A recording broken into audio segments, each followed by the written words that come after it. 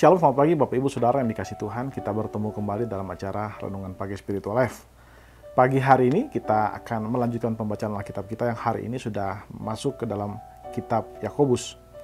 Kita akan membacakan bagian pertama dari kitab ini, Yakobus 1 ayat 1. Judul perikop itu adalah Salam.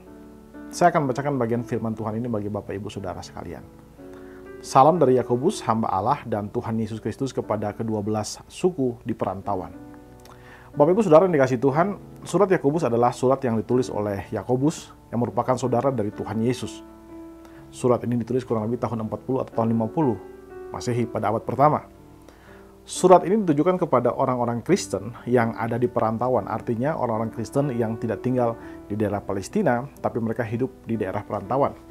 Beberapa ada yang mengatakan bahwa surat ini ditujukan kepada komunitas Kristen atau komunitas orang Yahudi yang ada di Alexandria.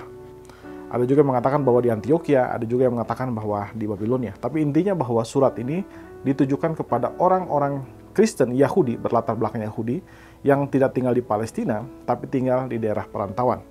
Yang pada saat itu sedang menghadapi tekanan dari pihak Roma, kerajaan Roma, dan juga dari orang-orang Yahudi yang pada saat itu melihat orang Kristen merupakan penganut Yudaisme yang telah melenceng daripada ajaran Yudaisme yang mereka yakini selama ini. Isi daripada surat ini berisi nasihat praktis tentang bagaimana cara hidup jemaat yang seharusnya dan bagaimana supaya mereka bisa hidup benar di hadapan Tuhan. Nah, saudara yang dikasih Tuhan, perikop yang baru saja kita baca merupakan salam pembuka dari surat ini. Salah satu hal menarik daripada bagian ini adalah Yakobus memperkenalkan dirinya sebagai hamba dari Tuhan Yesus Kristus. Hal ini menarik karena meskipun dia adalah saudara dari Tuhan Yesus Kristus, dia memperkenalkan dirinya sebagai hamba Tuhan Yesus Kristus. Nah, pertanyaan mengapa dia memperkenalkan dirinya sebagai hamba dari Tuhan Yesus Kristus? Bukankah dengan menyebutkan saudara Tuhan Yesus itu lebih meningkatkan harga dirinya atau citra dirinya? Tapi mengapa dia menyebutkan dirinya sebagai hamba dari Tuhan Yesus Kristus? Hal ini karena dia mengenal Tuhan Yesus secara benar. Dia mengenal siapakah Kristus yang sejati. Kristus bukan hanya manusia, tapi dia juga adalah Allah. Dan dia adalah Tuhan atas seluruh ciptaannya.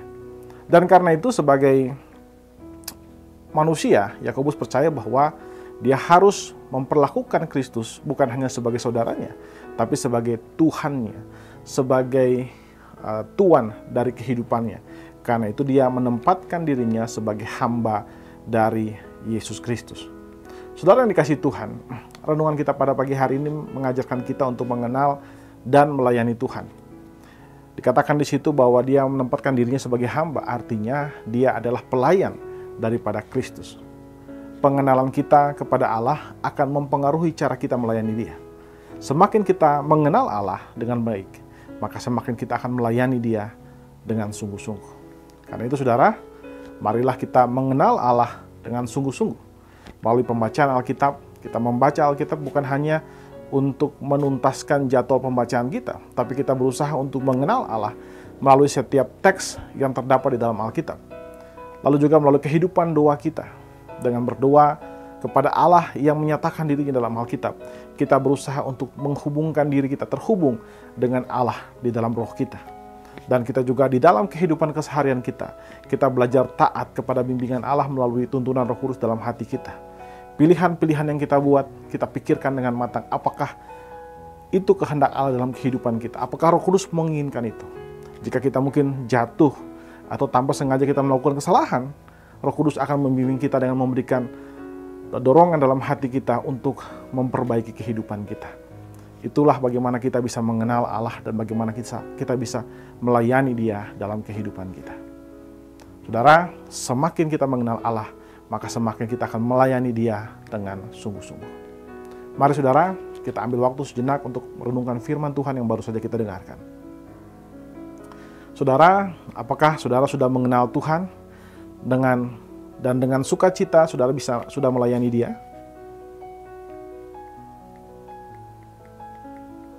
Saudara, marilah kita mengambil waktu sejenak untuk mendoakan hal tersebut. Berdoalah meminta anugerah Tuhan melalui Roh Kudus untuk memberikan kita kemampuan untuk selalu tekun, mencari kehendaknya, menemukan dia, mengenal dia dengan lebih dalam, dan juga melayani akan dia.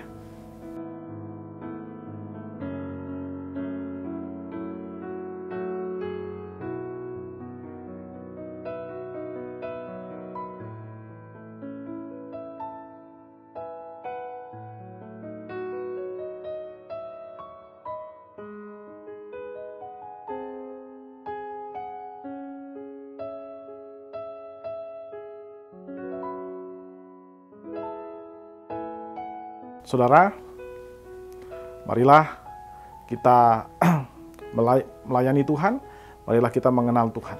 Mari kita tundukkan kepala, kita berdoa.